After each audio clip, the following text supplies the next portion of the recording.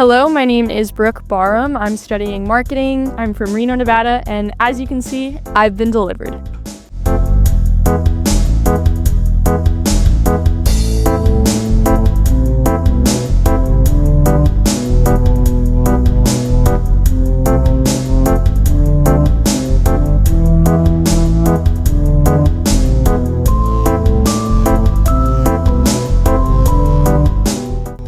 Okay, so the weirdest thing I've ever found while thrifting was when I was in a thrift store in Reno and I found this really dope windbreaker. It looked like it was from maybe like the 80s or 90s. And when I was like trying it on, I noticed that one side of the windbreaker was really heavy and I was like, that's weird. So I checked the pocket and there was a really large pair of toenail clippers in there.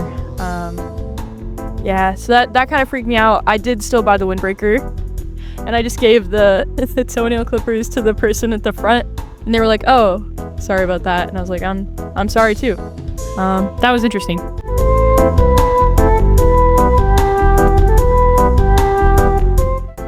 It's definitely baked potatoes. It's really easy to just buy a really big bag of like potatoes and then just throw whatever you want on there. If it's like butter, sour cream, onions. I like to do like cheddar and usually like broccoli. And that way it's kind of healthy. Kinda. I consider potatoes to be like vegetables and not carbs, you know, but yeah, I really like baked potatoes because they're super quick to heat up in the microwave, so that's my recommendation for sure for a quick meal. I actually think I would spend an entire day thrifting because it's entirely unpredictable and you have no idea where you're gonna find. There's like random people around you looking for things too. Yeah, I just like the unexpected nature of thrift stores where you have no idea what could be in there and you have to search for it. And I feel like in a photography studio especially, it's super fun, super creative, one of my favorite things to do, but I feel like it's a lot more predictable, you know? There's no random person that's gonna walk in and like try to take the item in your hands, you know? I think is that marketing always has to be like manipulative, or people like assume that marketing is always trying to persuade someone to buy something, but especially the kind of marketing I'm interested in, I think it's just to shape kind of the way we communicate with each other, to see how we can get the word out about important issues, especially things like, I don't know, like politics and genocide and things like that. Like, I think marketing is a big part of that as well. And it can definitely be used for bad, but it can also be used for really, really good things. So yeah, I feel like people always think of like advertising or really boring commercials, but that's just one form of marketing. I'm definitely more interested in like marketing for like a nonprofit, just to get the word out about like certain issues like homelessness and stray animals and things like that. So it can be whatever you make of it. But I definitely think, yeah, people tend to demonize marketing a little bit too much in my opinion, but yeah. My tagline would be, don't do it. So if you know me at all, I have a problem saying yes to like everything. If anyone asks me for help, I will say yes, even if I don't know how to do it. If anyone asks me like if I want to join a club or if I want to like lead a meeting or something, I'll be like, yeah, of course I will. And then when it comes time for it, I'll be like, why did I do that? I have a lot of things, and sometimes I definitely double schedule myself. Yeah, so don't do it unless you really want to and you have time. I would teleport into like some kind of undiscovered tomb or like hidden cave in Egypt that has not been discovered, if there is one. But preferably one that I could get out of safely and not like die in there. I just kind of want to like chill with the pharaohs and see like some treasure and then get famous from like discovering it. And so teleporting into some undiscovered one, if that's possible, would be pretty cool. If that's not possible though, just Egypt in general. Yeah, you know. Might smell kind of bad now that I think about it, but it'd look pretty cool. I don't like bugs though, so I feel like there'd be spiders down there, low-key. I might take it back. Just Egypt. Maybe not the tomb part. This question was really, really hard. If I could have both, I definitely like both, but as cool as it would be to have endless energy, I actually feel like I don't struggle with energy too much. I'm a pretty high energy person most of the time. So I would actually say time. I'm not trying to be immortal or anything, but I do think having like endless time to work on the things I really care about and to just have more time for everything, I think would be really freeing. Although I could see the argument that low-key it makes things less precious.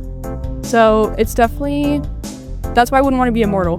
But I think if I could just choose to like mess with time a little bit and give myself more time for certain things, that'd be really nice, because then I feel like I'd put less pressure on myself and be able to just enjoy the moment more. Yeah. Okay. If I were to make a meal out of 3 random ingredients, I think I would make something with noodles, tomato paste, and onions. I feel like this is a go-to struggle meal for me. Just cook some onions in a pan, put some tomato paste in there, and then add a little bit of like noodles, a little bit of water. I don't know if water counts as an ingredient. I'm gonna say it doesn't, but I feel like that always hits the spot, honestly. It might not have all the food groups, but it tastes good. You know, it gets you by. It's also like one of the cheapest things too. An onion is so cheap. Tomato paste, so cheap. Both of those are like under $1. And then same thing with the pasta, under $1. So that's a meal for $3, easy, if not less. The answer is a billion times. It's actually kind of a curse, I think, that has been placed upon me. I don't know by who or why. Whoever you are, why did you do that to me? But I got this like really cool statue from this local thrift store called Rudy's Garage. I think they're about to close soon actually, but they're really cool. And so it's this really cool like statue, and it was like hollow on the inside, and when I was getting out of the car right after we got it, I like dropped it in the parking lot. And so yeah, just a little bit of it cracked, and I was able to like glue it together again, but low-key there's still like a piece of it missing. And a piece of my heart is missing with it too, honestly. It was so sad. I've also like spilt stuff on like things right after I get them. Like while they're still in the shopping bag from a thrift store, I have absolutely like spilt like a drink on them before. So yeah, it's a curse. It's a curse. I'm not proud of it. So if I could do a photo shoot anywhere in the world, I think it would definitely be New York. Deli and I are actually planning a trip to New York soon, and it's purely because I want to do a bunch of photography there. Specifically, I think I really just want to be in a massive city that has so many cool opportunities for like street photography. Just especially the night scenes in New York with like the subways and all the massive skyscrapers. And there's so many, I feel like, bright lights and dark alleys, and kind of just the difference between the light and dark spaces of city life, I think is really, really cool, and I really want to photograph it. So I think New York is, yeah, it's definitely on my bucket list, #1 for a photo shoot. I think it would definitely be like, okay, hear me out, a legitimate like fur coat, one of those really long fluffy ones with real fur, but hear me out, an old vintage one, not one that's like been manufactured new or anything. I definitely think with vintage fur coats that have like already been made, they've already been made. There's not a lot we can do in terms of like killing animals for stuff like that.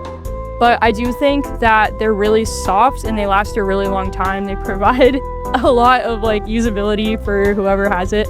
And yeah, I don't really have a real fur coat yet, so that's definitely been like the #1 thing I always search for. But low-key, they're always like $50 minimum for a nice one, if not more, like $100 to $150. So yeah, if anyone ever finds one, let me know. I'll go get it. It'll be mine by the end of the day. I think for me, it's just finding time for myself. If there's something with a deadline, I'm gonna place that over something I actually want to do, like, I don't know, photography or reading or stuff that I actually enjoy.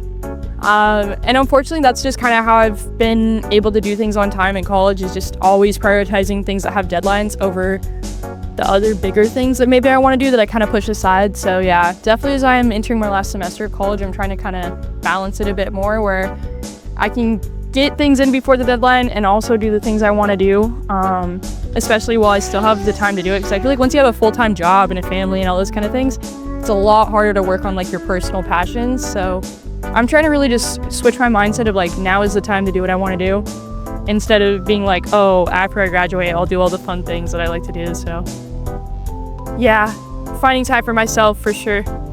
I'm trying to think what's relevant for everybody. Okay, if there was one thing that I could tell the entire world at once, like if there's like this megaphone in the sky, like if God gave me his megaphone and I can just speak to everybody at once. This is gonna sound, I don't know, this is gonna sound kind of crazy, like I could say anything, right? But I think I would literally say, and I wouldn't want to mess with people, I know there's a lot of opportunities to mess with people, I'm not gonna do that. I think I would just tell people, if you see like a stray dog or cat or animal that is like in the street, actually do something, because that could be someone's pet, that could be just a suffering animal, and so many people just like walk by them and then they get hit by a car, or they get like really bad ticks, or they get injured. And I don't know, like if we don't get animals off the street, the issue's just gonna get worse and worse. So that's the thing that I feel like people see all the time, no matter where you live, if it's like rural or a city, but people just ignore animals because they can't speak, because they don't have a voice. So if I had like a megaphone, I'd be their voice, you know, just let people know. But yeah, I think it's super easy to just like take a stray animal to like a shelter. If the shelter's closed, just wait for like a day and then bring it there. Yeah, I think we were put here on this earth to take care of not just each other, but like not just people, but animals too.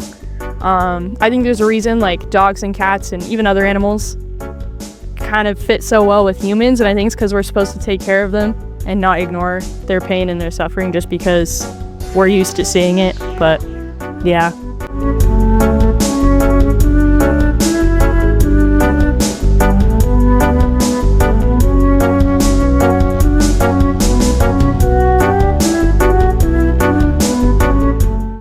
My name is Brooke Barham. Thank you for watching, and once again, I've been delivered.